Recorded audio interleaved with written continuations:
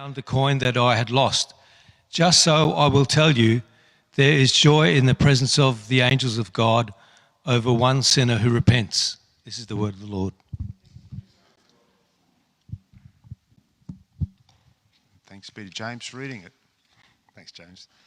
You want that one?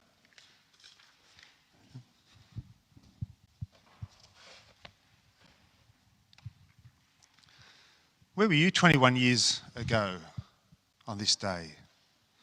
You probably can remember we were waking up to the news of the Twin Towers going down. 2 hijacked passenger jets flew into those 2 towers in New York, and there's a sense in which the world has never been the same since. Now, I'm not sure if it's just me, or has the world continued to become more crazy?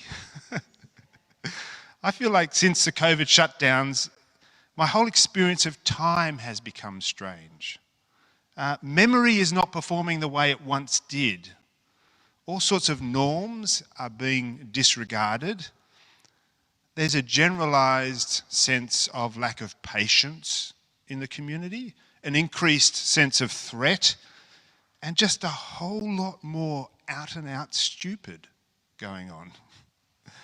I get a sense that many people are a little lost.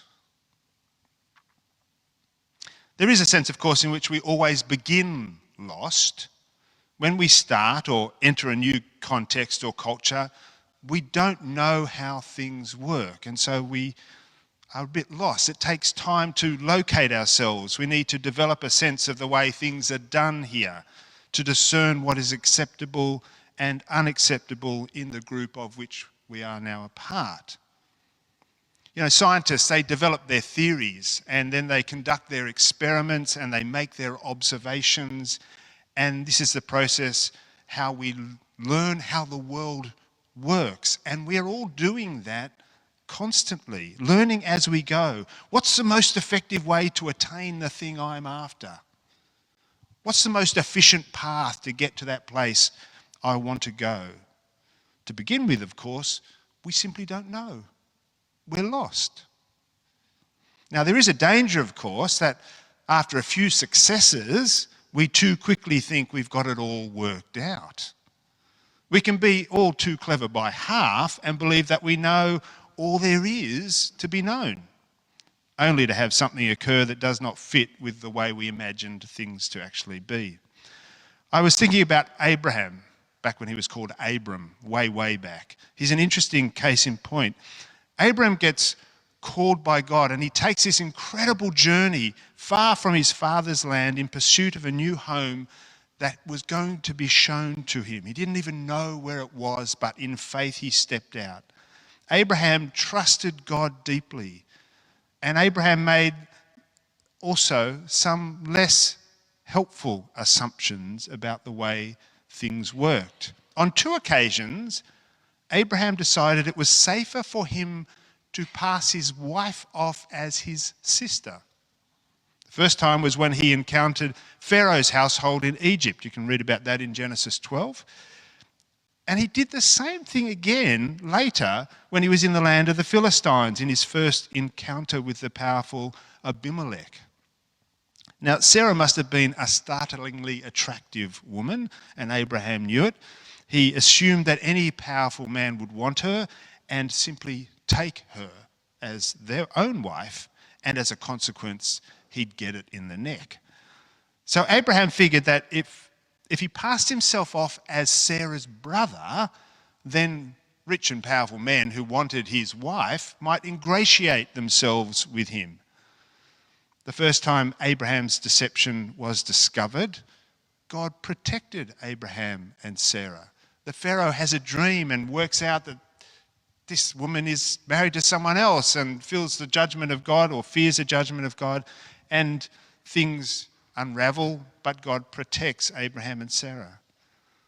But Abraham still thinks he knows more than God about the affairs of men, and so he did exactly the same thing a second time. It's incredible to think about it, right? Abraham trusted God with so much. He left his home, his father's household, At God's direction, Abraham effectively wandered off into the wilderness. He trusted God for his daily survival in a hostile environment, but Abraham thought he had the affairs of men all worked out. Abraham believed he knew more than God. So you can be completely lost. You can be lost because you think you know it all. And you can be lost because there's so many options that you're aware of and you don't know which one to choose. Lost on a sea of possibilities, as it were. And I think this might be the worst kind of lostness of all. Because when we're lost because we don't see enough yet, we haven't learnt enough, or when we are lost because we've stopped looking for more information because we think we already know it all, our lostness might be remedied by actually getting more information, and we can wake up to what's actually going on. But that's not the case when you can already see too much. Lost on a sea of possibilities is like being blinded by the light, as it were. Usually the problem with seeing clearly is a lack of light. The remedy is to shine more light so that we can make out clearly the things that are in the darkness. But what about when there's too much light? And I think of Saul here, as he was known then, the Apostle Paul before his conversion, on his way to Damascus, breathing threats against the church, and he encounters the risen Lord, and he falls down and is blinded by too much light. Suddenly the data load coming in overwhelms him.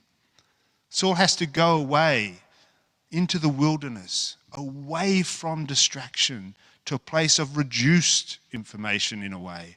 So he had a space to process the overwhelming things he was learning that had so flooded his senses that he'd become blind. The process of filtering data is far more likely the challenge we face today, I reckon. We are easily lost in the deluge of alternative opinions, points of view, ways of framing an event. How do we wade through the superabundance of information to discern what is good and true? We are so easily lost on the sea of possibilities. Which is why we're always making our own editorial choices.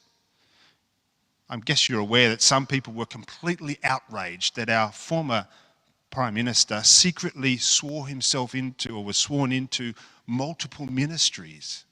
An outrage. Or maybe you're in the other group that were outraged that the first group was outraged by that, because there was only one occasion when he actually used the powers. There was an extraordinary pandemic going on.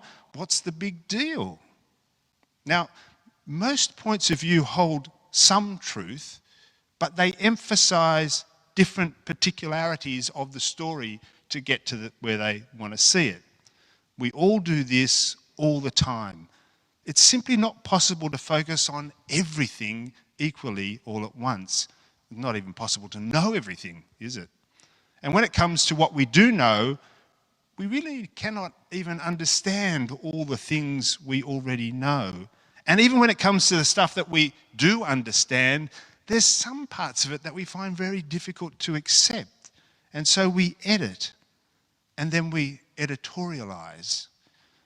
We are selective about what we look at, and we amplify our views to others. The more we put out our own point of view, the more confident we grow in the way that we see things. Yet if we are at all self-aware, humility informs us that there is always more to know, and there's always more than one side to any story. The weight we give to various details is more a diagnostic that points to our own beliefs and particular agenda. And that's not bad or wrong, but we need to be aware there is always a broader reality with which we ought to engage. And I think that's why Jesus continually encourages his followers to engage with that which is eternal. Jesus wants us to be found in that which is eternally true, not held captive by small-minded, temporal ways of seeing and relating. We are to be liberated to live into that which is genuinely true, that which has always been true and will remain true unto eternity. So many things we're taught or told go in and out of fashion, whether it's medical advice or clothing advice, fashion advice, or even scientific discoveries that fall victim to things further being discovered and then the thing we were taught not being quite as true as we thought. I remember when I was at school, light was always a wave, right? Light travelled in waves, but apparently it can also be a particle. And it's kind of more than both a wave and a particle, and I guess we'll find out more about that in the future. As the instruments we have get more elaborate and can discern more things. Describing scientific observations will always change and develop further because there's always more to know. But love will always be love. It's always a matter of being fully committed to the best interests of the other. That's what love is. That's always been what love is. That's what love is today, and that is what love will always be into eternity. And we don't generate this reality. We are found in it, and we are found by it. God pursues us as relentlessly as truth stands through the ages. We can conjure all kinds of ways of seeing life, but in the end, our conjuring fails. Unshakable, eternal reality shines through, undiminished by our determination to look away. Love is no conjurer's trick. We cannot act in whatever way we like and then just call it love. Love is love only when it has the best interests of the other at heart. We don't get to arbitrate that by force of will or imagination. Truth lives larger than our response to it. If no one recognizes the truth would not thereby be diminished. It's still just as true. And when we are found in God's kingdom, we are held by a truth that is eternal. Our understanding will no doubt be refined as we learn more and mature, but the essential nature of the truth that holds us does not change. It's like that old hymn we haven't sung this morning, but we will one day soon. Great is thy faithfulness, O God my Father. There is no shadow of turning with thee. Thou changest not, thy compassions, they fail not. As thou hast been, thou forever will be. When we're found by this God, when we find ourselves in this eternal reality, then we are found indeed. When Joe and I were travelling in Taiwan the second time we went there, which was to pick up our youngest daughter, Pei Feng, we had our eldest daughter, Wei, about age 3 at that time, and the cutest little kid. Honestly, I'm biased, but it wasn't just me, and this is the proof of that, because we were staying in a little suburb in Taipei and going out and buying groceries and stuff like that, and we walk along the street and shopkeepers, I kid you not, would come out of their shops and engage us and smile and say things that we couldn't understand because we didn't have the language, but they would bring lollies and offer them to Wei. And by the delight in their eyes, we could see they were delighting in her. We weren't that surprised because she was incredibly delightful. But to see that is quite extraordinary, and it's something that we're not really familiar with, I think. I think one of the most challenging parts of these little stories that Jesus tells here is the excitement and the celebration that happens when the lost thing is found. And of course, Jesus is talking about people being found by God and God's heart celebrating and delighting. In our world that is so self-focused, we would dearly love to be celebrated, but I don't think we're very good at doing it or even experiencing it when it is done.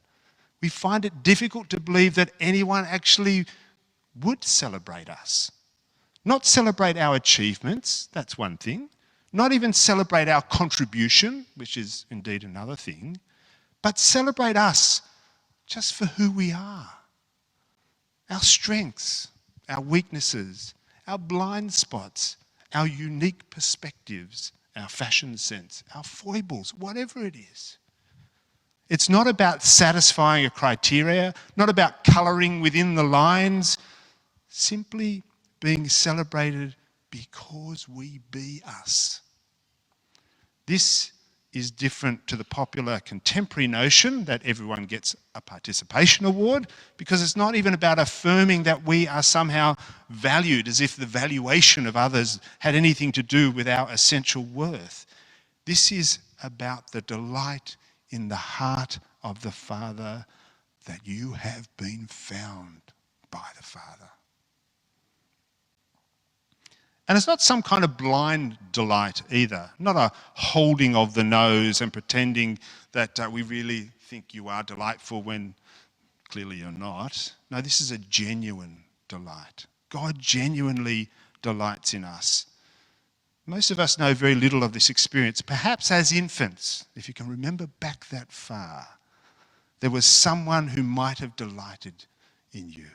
Hopefully, as a cute little baby, our parents gazed upon us and delight lit up their eyes. And this may have been the last time for many of us that we were so affirmed for no other reason than merely being there. The amazing thing is that God still sees us that way. God continues to delight in all that we are and can see all that we could be and delights in that as well. This gracious, loving gaze of God draws forth from us the best that we can be. As we appreciate the manner in which we are loved, we rise to fulfill what God's eyes can see in us. And this is transforming power. It is in the seeing ourselves and others with the gracious eyes of God. In our reading from Luke, it's really clear that people don't naturally see with this grace. Both the Pharisees and the scribes began to grumble. They were saying, "This man receives sinners and eats with them, the outsiders, the disgusting ones." We love to draw lines. We exclude some because we think they're difficult or not like us. We include others because they're more like us and, Yet God is other to all of us. God's grace is something each of us will always require in equal measure, in abundance, and it will always be there. And in this sense, we are all in the same camp. As we begin to perceive ourselves and one another as through the eyes of God's abundant grace, then we will call forth the transformation of every heart with which we interact to become more like what God sees. We are lost. We always begin lost, and we gradually work out what's going on. Some people give up, of course, and others decide that they know well too soon. Some get lost in a vast sea of possibilities, all the information that's available to us to know. But if we continue to grow and mature, even as we realize there will always be more to discover, the only way we can truly be found is when we are found by the one true God of eternity and find ourselves in that grace. When we're found by the eternal love of our gracious God, we are delighted in. God's eyes delight in us. The heavens celebrate us. And we are restored to the source of all true life. Let us be thankful for that. Let us pray. Loving God, your grace truly is amazing. We almost dare not believe it to be true. You delight in us. You pursue us. You save us. You restore us. You set us on our feet and you call us into life. We want to honour you in every way to the glory of your name. Amen. What's our last hymn, Annie? Joyful, joyful. We adore thee. Let's sing that together.